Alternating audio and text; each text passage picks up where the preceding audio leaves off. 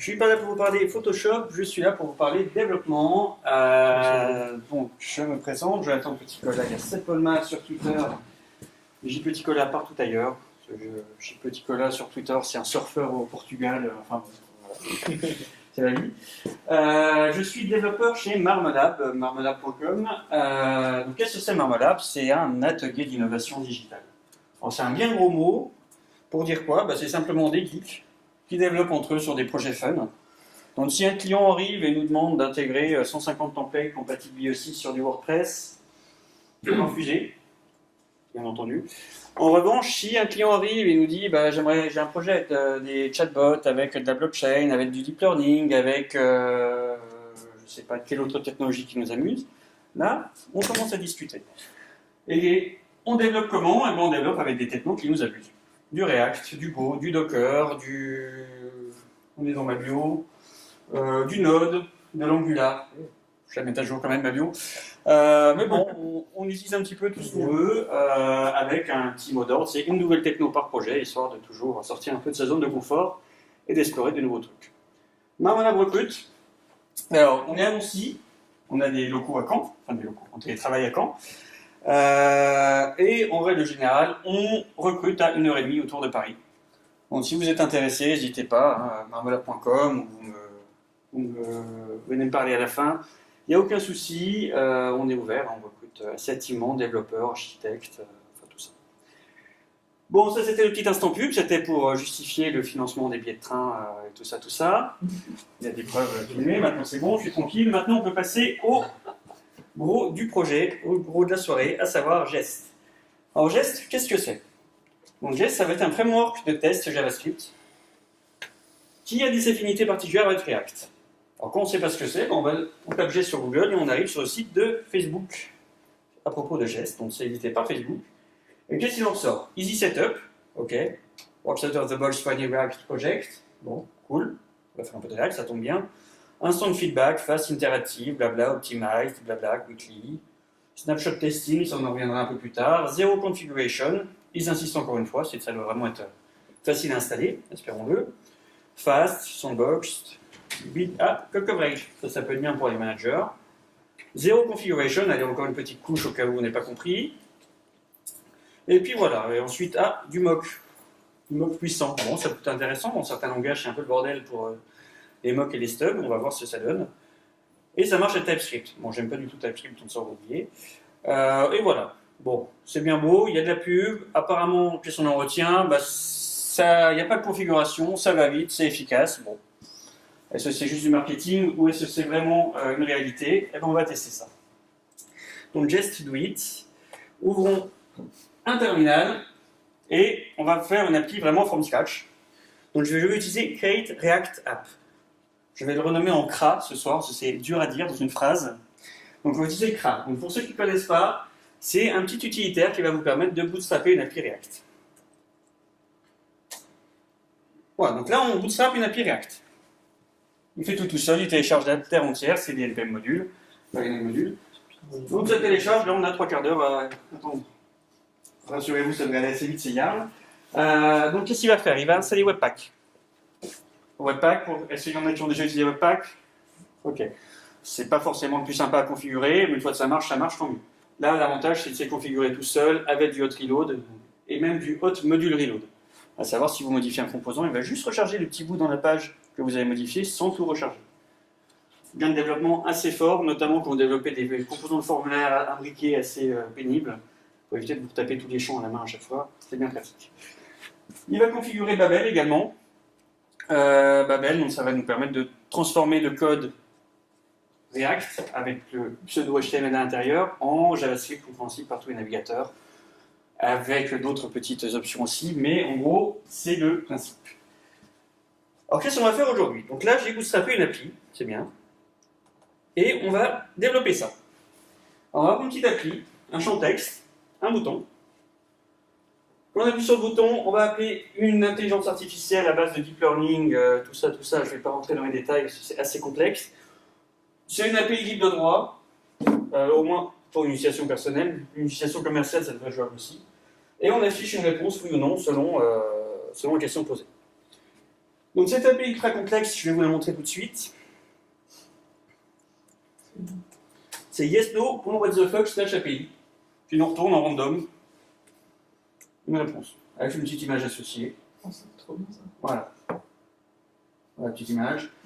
Donc voilà, le deep learning, à notre niveau, ça au moins on comprend, c'est pas un délire obscur de matheux qui s'amuse avec des maths incompréhensibles au commun des mortels. Donc on va faire notre petite appli. Donc on va regarder le yes/no. Attendez, je bouge juste ça. Hop.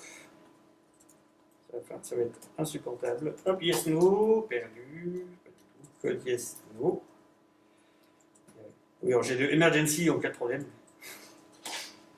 Hop. Voilà, alors qu'est-ce qu'il nous a créé? Eh bien, il nous a créé plusieurs fichiers. Un app.js. Ben, c'est un composant React. Qui n'a jamais fait de React? D'accord. Donc ça va aller peut-être un peu vite. On va essayer de rester simple, mais n'hésitez pas à poser des questions s'il y a des trucs qui vous semblent complètement hallucinants. Il faut poser des questions. Pardon? Il faut poser des questions. Pas de souci, on est là pour ça. Donc on va...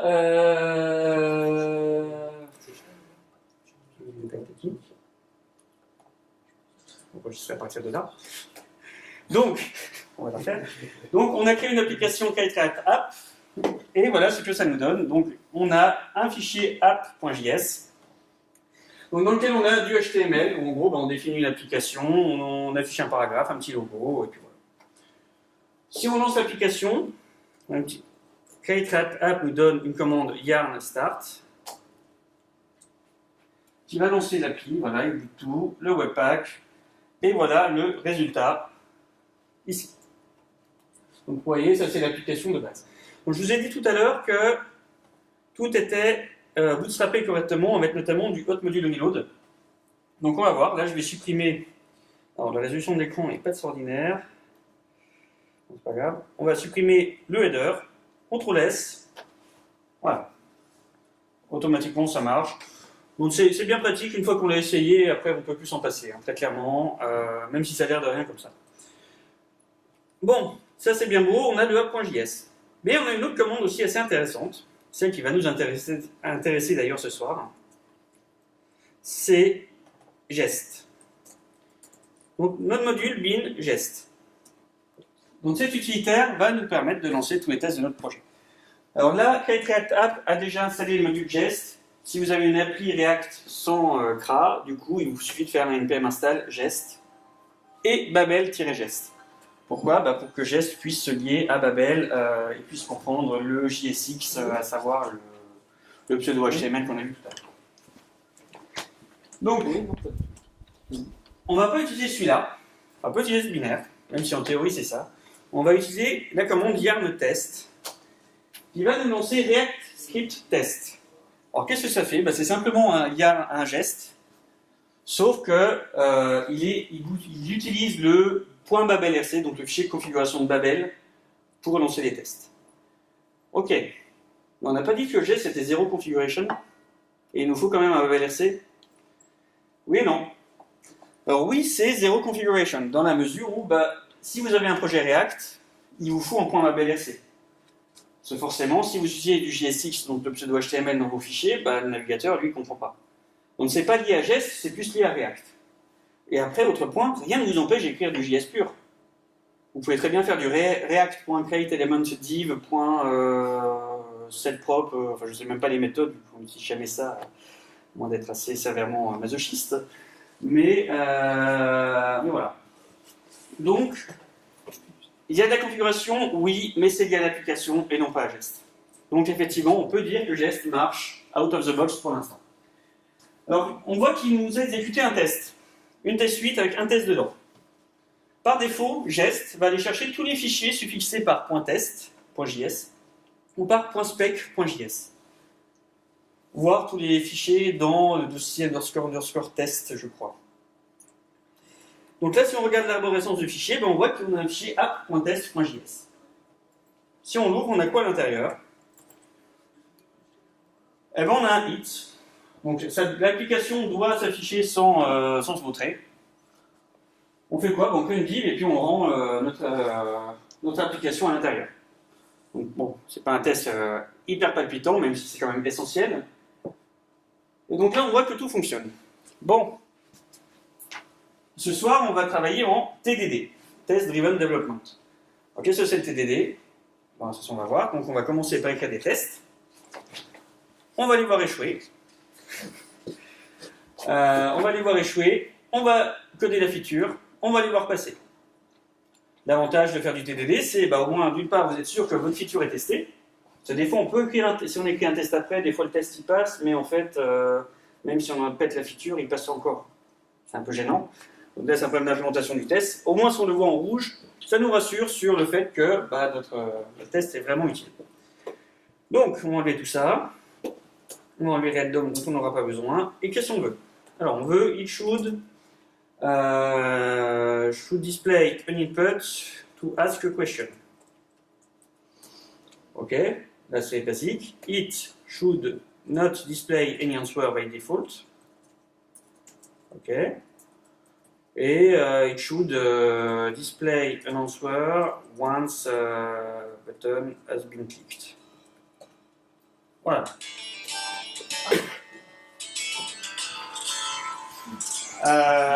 Donc, typiquement, lors de la rédaction de vos tests, je vous invite à écrire des tests que même vos clients peuvent comprendre. Comme ça, c'est simple. Si jamais vous avez un doute sur une feature ou autre, attends, tu m'as dit de faire ça, tiens, voilà ce que ça fait. Vous avez juste à lui exporter les hits et pas à vous poser de questions et à lui retraduire derrière. Comme ça, le boulot est de son côté et vous, ça vous allège un peu de taf. Et ça marche plutôt bien comme ça. Et même pour vous après, vous n'avez pas besoin de doc, vous arrivez sur un projet, vous ne savez pas trop ce que fait un composant au nom bizarre, vous ouvrez le point spec ou le point test, vous savez ce que ça fait. Et si ça fait un truc qui n'est pas testé, c'est pas votre faute, on rajoute un test. Donc on va implémenter notre premier test.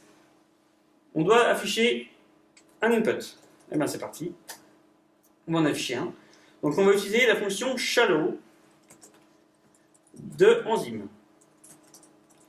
Alors enzyme, pour ceux qui ne connaissent pas, c'est une petite lib qui va vous permettre de simplifier considérablement vos tests. Alors, la méthode shallow va nous transformer notre app en HTML, mais sur un seul niveau. Si app avait des sous-composants, on ne va pas transformer les sous-composants. On va juste transformer le app à un seul niveau. Ça va nous permettre de faire des tests vraiment unitaires pour le coup. Et si jamais dans notre app on inclut, je ne sais pas, un vidéo player, on se fiche pas mal de savoir comment le vidéo player il marche. Nous on teste notre app. Donc dans notre app, on veut juste vérifier qu'on a bien un composant vidéo player. On s'en fout qu'il nous balance une iframe ou une balise vidéo au-dessous, on s'en fiche. Donc la méthode shallow est bien pratique. Alors create react app n'inclut pas enzyme, donc on va l'installer. Voilà, il nous dit. npm install, save, on sait. Pour les tests, c'est du dev, on installe enzyme. Et après, juste après, il va râler encore parce qu'il va nous monter React Test Renderer de mémoire qu'il va falloir installer aussi.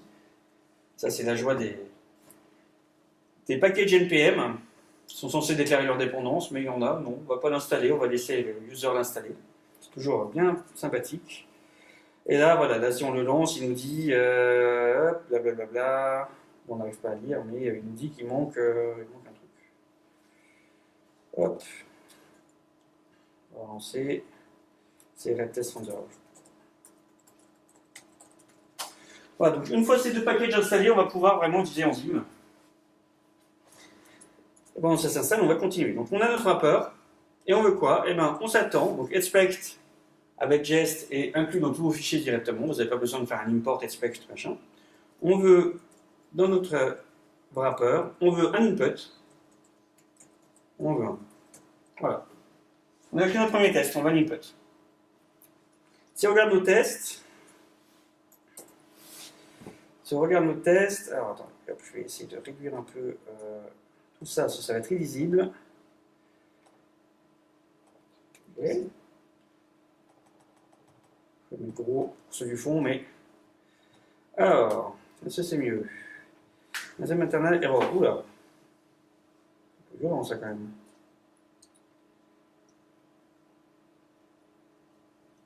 Ah ouais, ils ont dû mettre à jour la lib, dis donc. Bon, je découvre en même temps. Sinon, c'est pas grave. Ce qu'on va faire, c'est rm, rf, on va tricher un peu.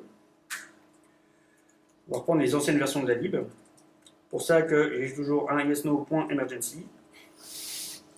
Voilà. Mettre à jour, j'ai encore testé ce matin, ça passait. Donc ils ont vraiment dû mettre à jour là. En plus, c'est notre module, donc c'est. Il y a l'emergency. Il y a l'emergency toujours. J'espère qu'il est encore valide. Il y a un test. Suspense. Ça a l'air mieux. Ok, ça passe. Donc le bug là, il faut se taper la doc et puis vérifier les conflits de dépendance entre plusieurs packages et tout ça. Là, je vois des développeurs Node, quoi. Donc ça, je pense. Ceux qui font du Node sauront de quoi je parle. Et donc là, on voit donc que notre test il échoue. Normal, on n'a pas d'input. Donc, alors, on va essayer un truc un peu audacieux avec la résolution qu'on a, c'est afficher les 3 écrans en même temps. C'est vraiment audacieux, c'est pas grave. Non, on va rien voir en fait. Ah, si, peut-être comme ça. C'est le professeur d'état. Non, alors, on va fermer les fenêtres aussi. Alors, bosser en 800 par 600, c'est quand même bien sympa. Ouais, ça rappelle. Ouais. Souvenir. Voilà, hop, hop, hop. Moins que catholique. Vraiment dans l'ambiance. Alors, donc on efface ça et on veut un input. Donc on va mettre P question et on va mettre donc un input. Et on va mettre un button Ask to the Internet Gods. Voilà, CTRL S. Tout se recharge. On a à la fois le input qui s'est affiché et le test qui passe au vert. Tout va bien. On a réussi la première étape. Waouh, on a affiché un input. 20 minutes prochain input, c'est beau. Bon, deuxième test. Should not display any answer by default. Bon, ça va pas être très difficile. Hein. On veut rien afficher. Donc, tester généralement qu'il n'y a pas quelque chose, ça va vite. Donc, on va vite fait faire ça. Et on veut pas qu'il y ait de point answer. Hop, alors. Il nous dit quoi? Should not display any answer by default. Alors, il en trouve une. Truc vidéo. C'est quoi ce l'émergency? Non, c'est pas l'emergency. Non, c'est parce que tu as mis ton to be 1. To be 1. Oui, effectivement. Mais c'est. Oui, d'accord. C'est ça. Copier-coller trop vite. Ok, donc là, il passe, tout va bien. Et maintenant, on va afficher une réponse. Bon, là, on va faire pareil. Sauf que, ici, on en veut une. On va même aller plus loin. On va récupérer la réponse et on va vérifier son contenu. Donc, hop, wrapper.find, toujours. Sans rien de bien palpitant. Donc, on vérifie qu'on en a une à la rigueur. Même si celui-là n'est pas forcément utile. Qu'est-ce qu'on veut d'autre? On veut que cette réponse et, je sais pas, un H1 avec la réponse dedans. To be yes. Et je veux que la réponse et aussi une image avec la propre SRC. Alors, on utilise une propre et pas getAttribute parce qu'on est en React. Qui soit quelque chose. Bon, on va prendre une réponse de l'API en elle-même. Yes, go. Voilà. On va yes, top. Comment j'ai pu passer à côté de ça? Et là, on va mettre. Bon, généralement, les choses qu'on récupère dynamiquement, on les met dans le state du composant. Donc, le state, pour ceux qui ne connaissent pas, c'est un peu l'équivalent du scope Angular. C'est en gros un espace un peu global mais interne à un composant. Si je résume ça de manière un peu caricaturale. Donc on va mettre un wrapper.setState et on va lui dire la réponse, ça va être ça. Voilà, et donc ici du coup on veut que la réponse soit yes et que l'image elle est un SRC comme ceci. Donc si on regarde notre test, on voit bien que notre test échoue. Ok, tout va bien, TDD. Et maintenant, on va écrire notre réponse. Alors, pour ceux qui n'ont jamais fait de React, ça va paraître un peu de la magie noire, mais rien de dramatique. En gros, j'initialise le state. Voilà. Non, j'ai initialisé n'importe comment le state. Hop, hop, voilà. Donc là, j'ai juste initialisé le state avec une réponse. Et dans le render, je vais afficher ma réponse. Bonsoir. Donc j'ai dit je veux un H1 avec la réponse. Voilà. Et je veux une image avec l'image. Ok. Si on regarde notre test passe. On en a cassé un autre. Ah, on a développé une nouvelle feature, on a un autre qui pète. Intéressant. On verra ça juste après. Et si on regarde un petit coup notre appli, ok, donc on affiche bien la réponse, on a un yes, on a un champ, donc pour l'instant tout va bien. Et bien on va corriger notre autre test. Bah, comment on fait ça? Très simplement. Ici, si on n'a pas de réponse, point answer, eh ben, on n'affiche rien. Autrement dit, si on a une réponse, alors on l'affiche. Le state il est initialisé pour guider le stretch, non? Vas-y, continue. Hop. Là, si on relance, non. This.state, ici, on va le mettre à nul. C'est ça. Par défaut. Hop là. Ok, donc là les trois passes. Si on a une réponse, on l'affiche. Si on n'a pas de réponse, on l'affiche pas. Ok, bon, pour l'instant, l'intérêt de geste est assez limité. D'accord, c'est bien, c'est rapide. C'est beau, on a des petites couleurs comme ça. Et il n'y a pas trop de setup. Alors, premier intérêt de geste, c'est pour éviter ce genre de commit. Remove test optimization. Bah, simplement, j'ai pushé un petit point only dans le code. Du coup, il y a juste ce test qui est lancé. Et du coup, bah, les 2000 tests de la suite vont jamais s'exécuter. Avec JS, on n'a pas ce problème. On n'a pas de point only pour exécuter uniquement un test. Pourquoi? On a des filtres intégrés. Si j'appuie sur T, je vais pouvoir filtrer par le labellé du texte. Par exemple, je veux tous les tests qui ont le mot answer dedans. Voire un seul entre les deux, celui-là. Hop, et il va m'exécuter uniquement celui-ci. Il va me skipper les deux autres. Autre fonctionnalité, bon ici beaucoup moins intéressante vu qu'on n'a qu'un seul fichier, la touche P. Où là, c'est pareil, mais sur le nom des fichiers. Voilà, donc ça a l'air de rien, mais c'est bien pratique comme expérience de développement. Et surtout, ça évite de skipper 99,9% des tests de l'appli avant de passer en prod. C'est bien entendu, il y a des boucles de pré-commit pour éviter ça, il y a des codes de review rigoureuses, il y a la rigueur même des développeurs, mais on voit bien le résultat. Hein. Et des remove test optimization, j'ai bien dû en committer une vingtaine sur le projet sur lequel on bossait avant. Bon, ça c'est bien, mais là tout est en statique. Maintenant, on va voir un peu plus loin. On va se brancher à l'API. Test Driven Development, on rajoute un nouveau fichier. API.js. Test.js. Qu'est-ce qu'on veut dans notre API?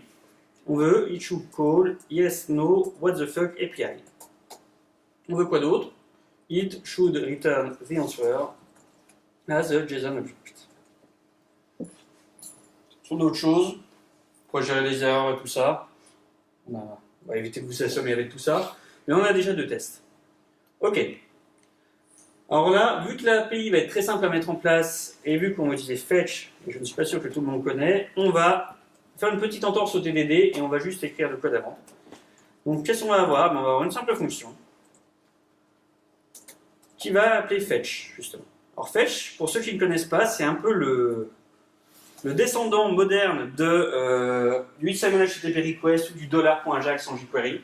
Ça va nous permettre de faire des requêtes Ajax de manière propre, compatible client et serveur, et qui va nous retourner des promesses. Ce qui va être bien pratique pour éviter le callback L. C'est ce genre de joyeuseté dans Node. Donc là on a ça, et on veut s'assurer que notre API appelle bien cette URL. Ok. Alors comment on va faire ça? Donc là j'appelle une fonction globale à Node, fetch. Donc on va mettre en place un espion, un spy. Donc qu'est-ce que c'est un espion? On va dire un spy plutôt, on va arrêter le français, ça c'est bizarre. On va mettre un espion sur notre fonction JavaScript. Ça va être un objet qui va écouter les appels à la fonction. Combien de fois elle a été appelée? Avec quoi en paramètre? Et tout ce genre de choses. Et donc pour faire ça, JS fournit une fonction spy_on qui prend deux paramètres. Le deuxième, ça va être le nom de la fonction, fetch. Et le premier, ça va être l'objet qu'on va utiliser. Alors ici, fetch, c'est une méthode globale qui appartient à l'objet window, voire à l'objet module en Node. Donc on va simplement moquer l'objet global. On n'a pas peur, on est des fous. Spy_on global. Et maintenant, on va pouvoir écouter ce qui se passe sur notre objet, enfin sur notre fetch spy. Fetch, il est dans Node depuis quand? Alors il y a des polyfills pour ça, et CatApp effectivement doit l'inclure. Après sur la dernière version de Chrome, Shortfetch est déjà là. Sinon en version de Node, peut-être la 7, 8. Là je tourne sur la 7. Donc on a FetchSpy et on va appeler notre API. Allez, import. Donc on importe notre API et on va appeler notre API. Attention, c'est de la synchrone Ask. On fait un appel réseau, c'est de la synchrone. Donc premier pitfall à éviter, c'est si on lance notre appel Ask, notre test il va arrêter tout de suite après. Pourquoi? Parce que le process va rendre la main. Et après, s'il se passe en asynchrone derrière, le test, il s'en fout. Donc, il va passer tout le temps. Donc, avec Jest, on peut retourner directement des promesses. Et si on retourne une promesse, Jest va attendre que toutes les promesses soient exécutées avant de se dire « Ok, c'est bon, le test, il a terminé. Je peux certifier à 100% qu'il est fait. » On a une promesse, donc then. Donc, une fois qu'il a fini d'appeler notre API, on regarde quoi? On va regarder que FetchSpy. To have been called with, qui a bien été appelé avec notre URL. Ok. C'est documenté où les to have been called et tout ça? Alors c'est sur la doc de Jest, je crois. Hop, doc. Hop, on va mettre en mode pas 800 par 600 et c'est ici expect. D'accord. La doc est assez claire. Ça, clairement, il n'y a pas trop de soucis à avoir. Je ne vais pas parcourir toutes les fonctions, parce que voilà, c'est un peu rasoir, mais voilà, tout est là. Ouais, c'est juste pour ça aussi. Ok, donc là, si on lance notre test, il y a un test. API.test, c'est passé. Ok, bon, c'est bien, mais on n'a pas vu échouer. Bon, normalement, ça va être bon, mais voilà, si on change, hop, un qui fail, pourquoi? Network request fail. Hop. Ça doit pas exister. Ouais, ça ne doit pas exister, effectivement. Alors, mais c'est intéressant. Pourquoi? Parce que là, on voit que le réseau n'existe, enfin, qu'il y a une network request qui est partie. C'est un petit peu gênant quand même. Nos tests vont dépendre du réseau. Moyen. C'est pas grave, on va booker. Donc là, on a un espion, un spy. On va le transformer en bouchon, en français, en stub. Les espions et les bouchons. On peut faire un bon titre de conf, ça. Je vais vous le renommer. Alors. C'est pas forcément super vendeur. Si, au Québec, ça peut être très vendeur. Alors, FetchSpy, mock implementation. Donc là, on va lui dire de remplacer le comportement original par une autre fonction. Bon, on s'en fiche de ce qu'il fait. Pour l'instant, on n'en a pas besoin. Ok, mock implementation, ça. Et là, si on regarde. Ah, bah oui, mais attention. Tu as considéré que Ask, ça retourne une promesse. Là, on retourne rien. Retourner une promesse. Bon, on va retourner une promesse. Promise.resolve. Et voilà. Ça résolve nos problèmes en même temps. Et là, on voit bien, donc, du coup, que notre test fail. Pourquoi? Parce que notre appel est à yes-nos plutôt que yes-no. Donc, on refait passer notre test et tout va bien. Voilà, donc déjà au niveau du mock, c'est assez simple à mettre en place comparé à d'autres frameworks. Donc, c'est un des premiers intérêts de Jest. Enfin, un des autres intérêts de Jest. Bon, ça c'est bien beau, on a une promesse, on a vérifié ça. Implémentons le test. Il faut mettre un spy pour pouvoir moquer. Tu peux moquer. Non, pas forcément. Tu peux vouloir avoir juste un mock. À ce moment-là, on peut avoir un geste FN qui va simplement être un mock. Tu mets l'implémentation dedans. Et après, tu en fais ce que tu en veux. Tu n'es pas obligé de l'attacher à un objet. Là, c'est juste parce qu'on avait déjà la fonction fetch dont on a besoin. Mais bien sûr, rien ne t'empêche de faire ça si tu passes une prop translate, par exemple. Et tu as besoin de voir si le translate est appelé, tu peux très bien envoyer un geste FN. Ouais, excuse-moi, mais du coup, j'ai loupé l'intérêt. De ce que tu viens de faire. Alors ici, ça ne sert à rien. C'était juste pour répondre à la question. Mais imaginons que tu as un composant, je ne sais pas moi, vidéo, avec un callback play. Tu peux mettre un play spy comme ça, par exemple, et tu veux vérifier que c'est appelé. Ouais. Du coup, vu que tu n'as pas d'objet vraiment auquel rattacher ton spy on, tu peux faire simplement un playspy égale js.fr. Et comme ça, derrière, tu pourras aussi faire un playspy has been called with. D'accord, ok. C'était juste pour répondre à une question, ça n'a pas d'intérêt ici. Je considère que l'appel réseau sera fait de toute façon en série. Bah ici, on peut moquer l'implémentation. Après, le playspy, c'est genre si tu vas vérifier qu'un événement est fait et envoyé, tu as juste besoin de vérifier que l'appel a été fait. Tu n'as pas forcément besoin de moquer tous tes spies. Tu peux vouloir juste vérifier l'appel. Donc on a été à implémenter la deuxième assertion, à savoir la vérification qu'on récupère bien un objet JSON. Donc ici on continue, sauf que maintenant dans notre réponse on veut vérifier que notre answer, eh ben, c'est bien celle qu'on attend. À savoir to equal, to be what, to be ça.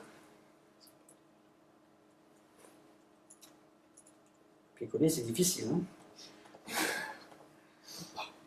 hop. On recrute chez Marmot. Vous allez faire un copier-coller, vous êtes embauché. Ok, donc là, on a ask, answer, et on veut que la réponse, ce soit ça. Bon, d'accord, mais on a moqué notre fetch pour qu'il retourne une promesse vide. D'où est-ce qu'il va récupérer ces données? Bah, de nulle part. Il faut lui indiquer ici. Néanmoins, fetch ne va pas vraiment retourner un objet directement, comme ceci. Il ne va pas retourner la réponse. Voilà. Donc là, si on lance ce test, il va passer, sauf qu'on aura mal moqué notre fetch. Notre fetch, si on veut récupérer un objet JSON, il faut lui dire. Donc on récupère la réponse, et on va retourner la réponse au format JSON.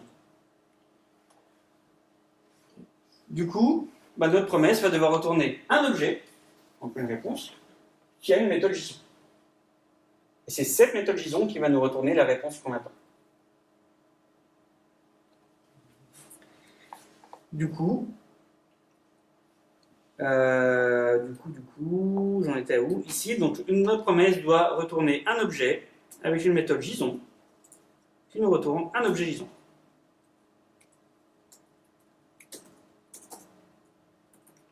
Voilà. Si j'ai pas oublié de parenthèse ou tout ça, ça a l'air d'être bon.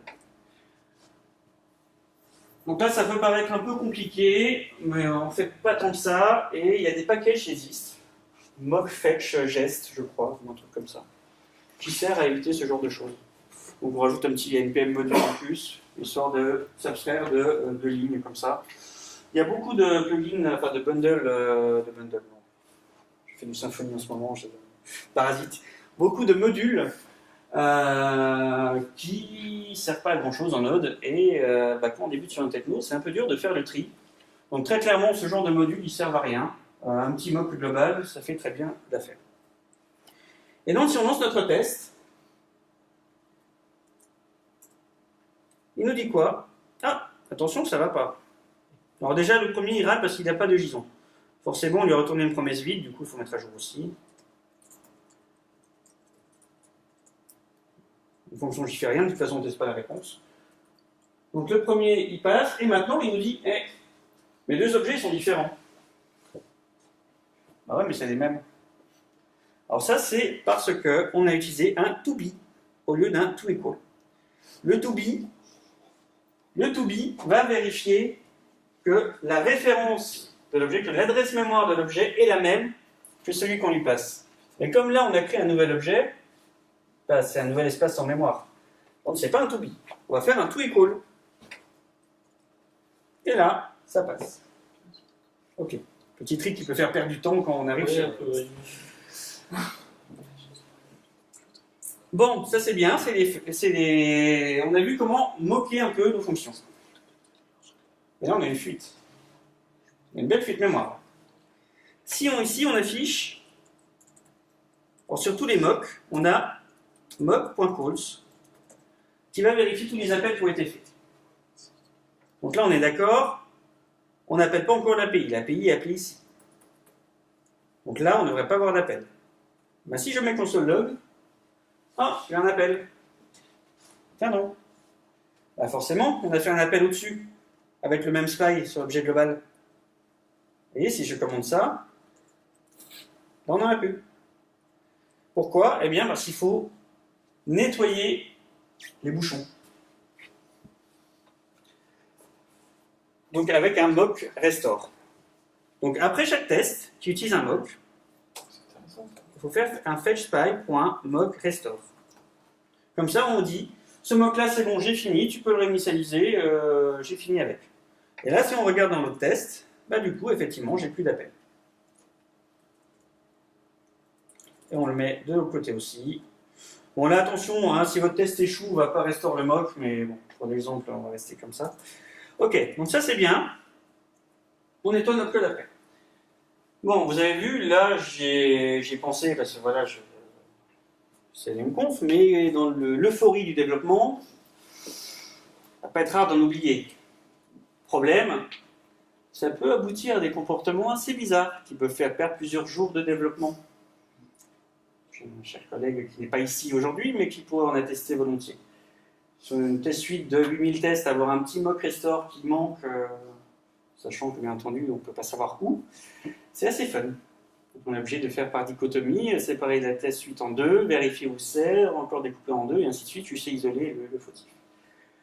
Heureusement, il y a des options dans Jest qui permettent de dire, entre chaque test, tu me nettoies tous les mocks. Et ça permet aux développeurs distraits, donc aux développeurs, d'éviter ce genre de choses. Alors ce paramètre, il est dans la doc, c'est reset mock. Alors, je vais vous montrer ici directement. En gros, c'est dans le package.json. Vous pouvez passer à Jest des options dans une clé Jest. Et il vous suffit de mettre un reset mock à true. Et comme ça, entre chaque test, il va tout vous effacer et tout vous réinitialiser. Je ne vais pas le mettre. Non pas que je sois maso ou quoi, mais c'est juste que ça ne marche pas. La create app. On n'a pas le droit de l'overrider. Donc j'ai écrit une issue sur Facebook Incubator voilà, sur le repo officiel. Bah, simplement pour qu'on puisse l'overrider. Bon, on n'avait pas de nouvelles, donc n'hésitez pas à pousser le issue si vous êtes motivé. Sur les 255. Il y en a pas mal de votes. Ouais, un petit peu, ouais. Mais voilà, mais c'est juste pour savoir s'il y a une vraie raison derrière, ou si c'est juste qu'il n'y a pas eu de PR et tout ça. Donc, je pense que je vais ouvrir un PR, et puis tant pis si ça passe pas. Mais voilà, donc j'ai espoir que ça arrive un jour sur Create App. En tout cas, si vous avez une appli sans Create App, sans CRA, où il n'y a pas de souci, ça marche parfaitement. Ok, donc là, on a fait nos tests sur l'API, tout va bien. Maintenant, on va retourner sur apptest.js. Là, vous avez vu, on a fait un wrapper concept save. Ça c'est bien, mais c'est de la technique. Un utilisateur lambda, un internaute, il ne va pas s'amuser dans la console, à choper la référence de l'élément, récupérer le state, à faire un set state à la main. Non, un utilisateur dans la vraie vie, qu'est-ce qu'il va faire? L'utilisateur dans la vraie vie, il va trouver le bouton, et il va cliquer dessus.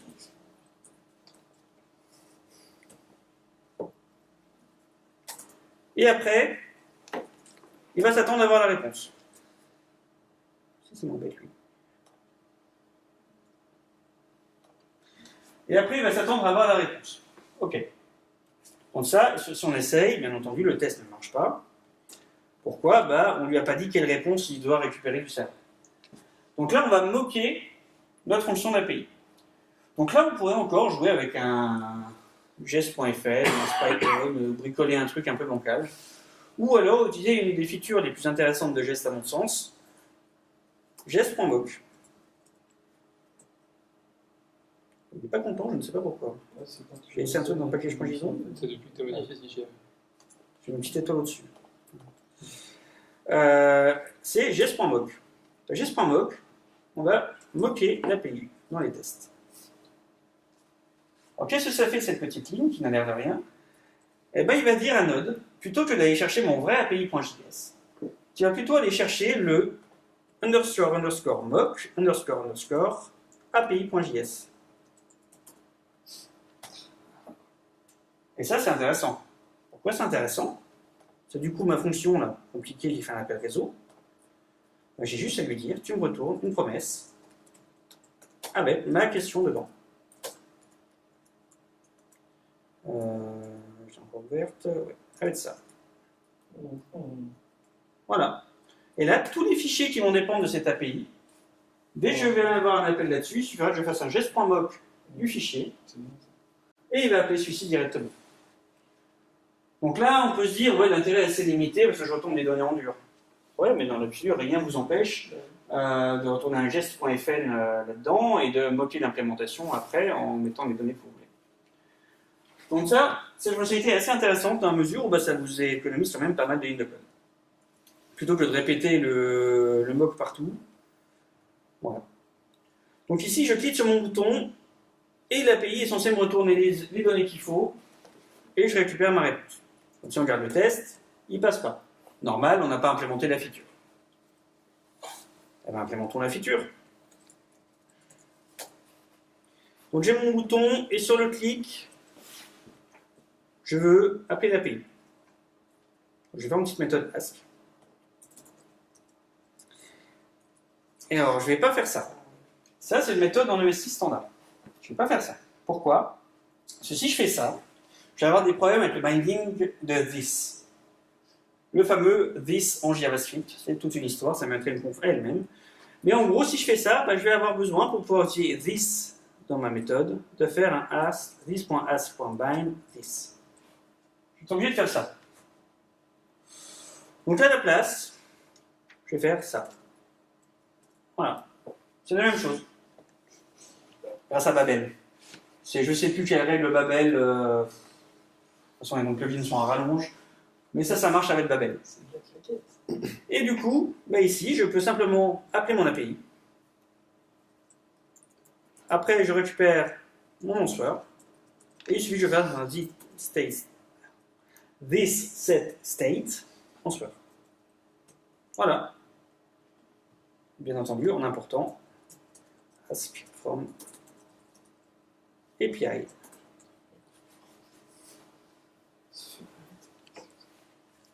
Alors, on va tester déjà à la main.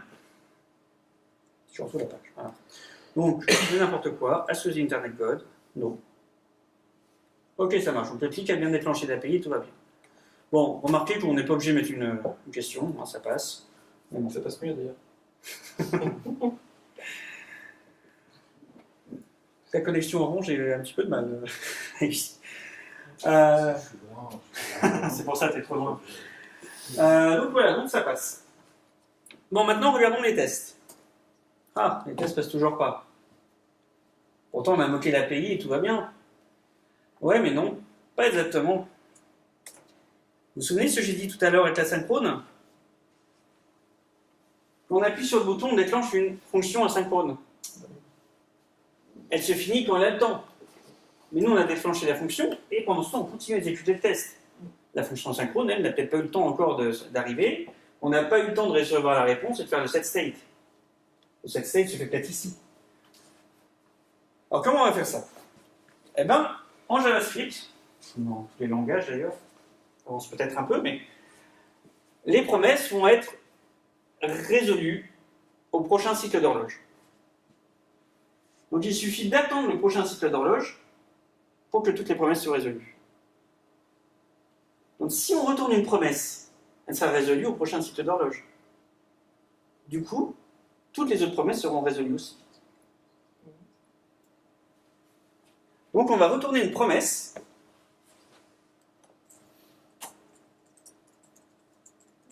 On ne se fiche pas mal du contenu. Mais après, on va faire nos tests à l'intérieur.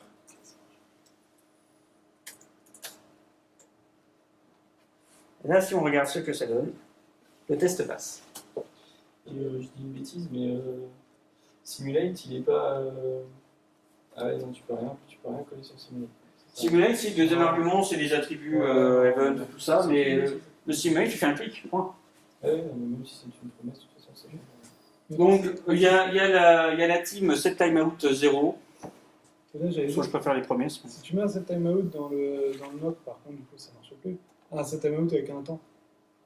C'est juste parce que c'est moqué. Effectivement. Sinon, ça fonctionne pas. Effectivement. Si on met un setTimeout, il va falloir jouer avec des libs de mock de temps. Jest, ça peut aussi simuler des timers pour simuler l'horloge et tu lui dis, bon, bah maintenant tu avances de 4 secondes. Et tu pourras jouer comme ça. Mais bon, si des promesses. Ça marche vraiment que si c'est moqué, quoi. Parce que sinon, Bah, si c'est moqué, pas forcément. Après, tu peux faire un vrai appel réseau. Sauf que Jest, de mémoire, bloque les appels réseau par défaut. Si tu fais un appel réseau, il te met Network Error Request et. Tu veux pas attendre la création d'un élément, par exemple On pourrait. Avec un wrapper.wait, je sais c'était dans quoi ça, c'était dans Casper ou. Ouais, dans Selenium et tout ça, ouais. Dans Phantom, il y a ça. Ça peut... Bah, on pourrait, après, bon, on maîtrise un petit peu notre périmètre, là, c'est des tests unitaires. Ouais, bien sûr. Effectivement, le wait, je le vois plus dans des tests end-to-end pour le coup. Okay. Là, on est vraiment sur une unitaire avec du mock. C'est ça. Et le mock, tu le mets sur ce que tu veux. Tu peux moquer une dépendance. On peut moquer une dépendance, tout à fait. Par exemple, sur un vrai projet, on a une classe d'API qui appelle un client HTTP un peu custom qui, lui, appelle HTTP. C'est un projet sur lequel tu viens de bosser, d'ailleurs, ils un peu mieux. Et du coup, nous, on va juste moquer le client HTTP de Node. Mais on va le moquer au niveau de notre API. Et du coup, tout seul, Jest, bah, comment il marche en interne, bah, il va juste bidouiller le module loader de Node pour lui dire bah, tu vas pas charger ici, tu vas charger ici à la place.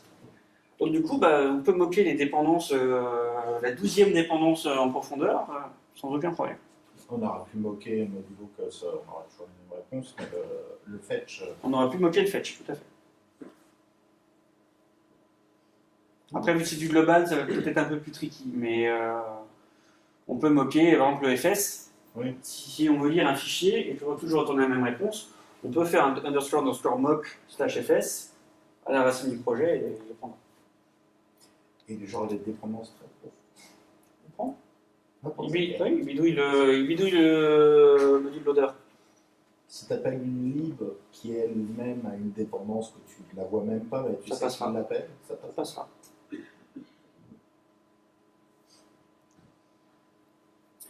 Voilà, on a fait un petit tour d'horizon de Jest. Il reste le clock coverage pour faire plaisir à vos managers.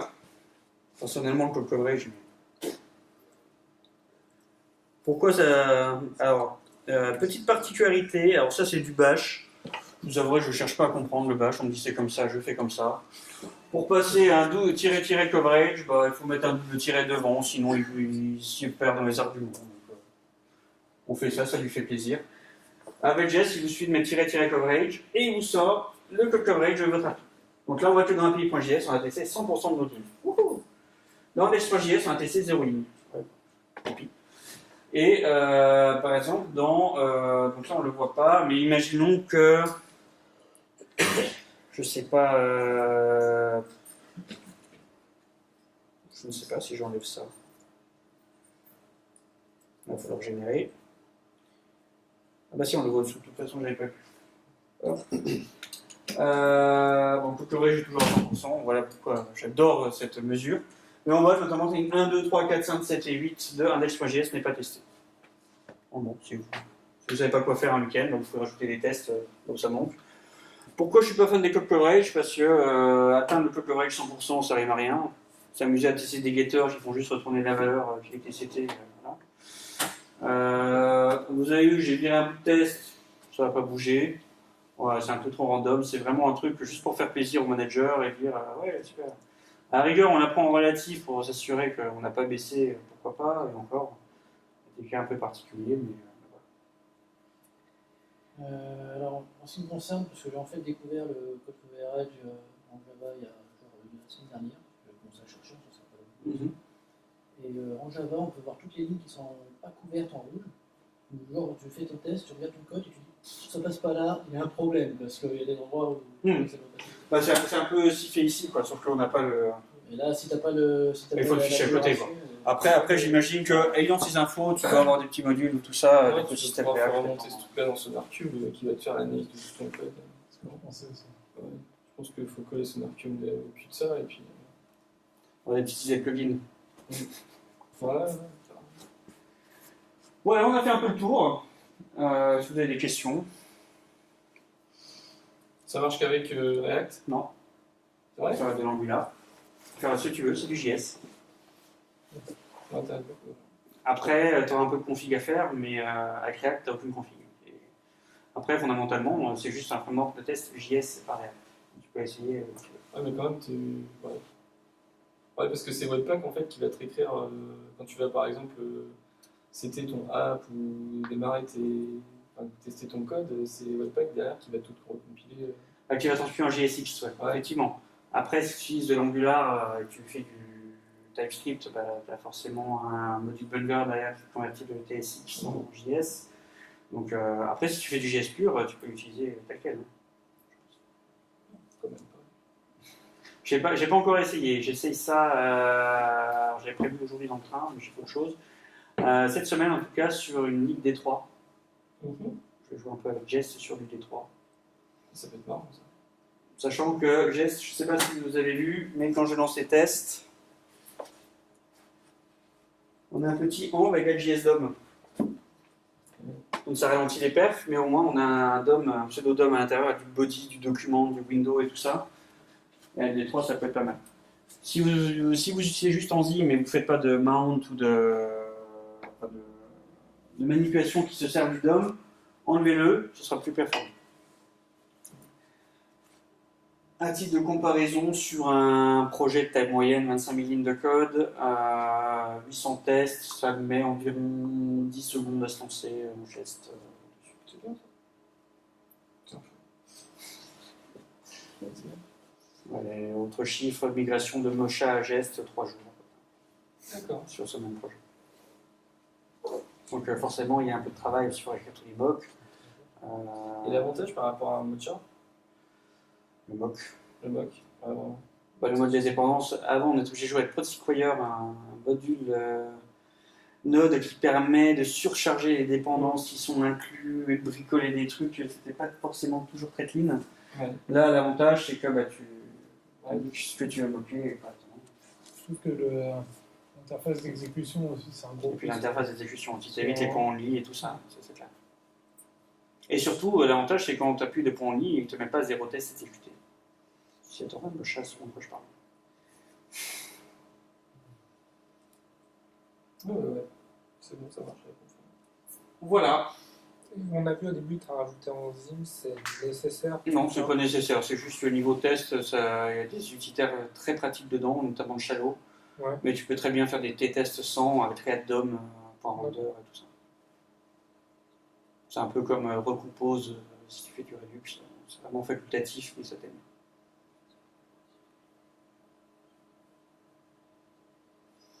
Bon, bah, merci. Merci.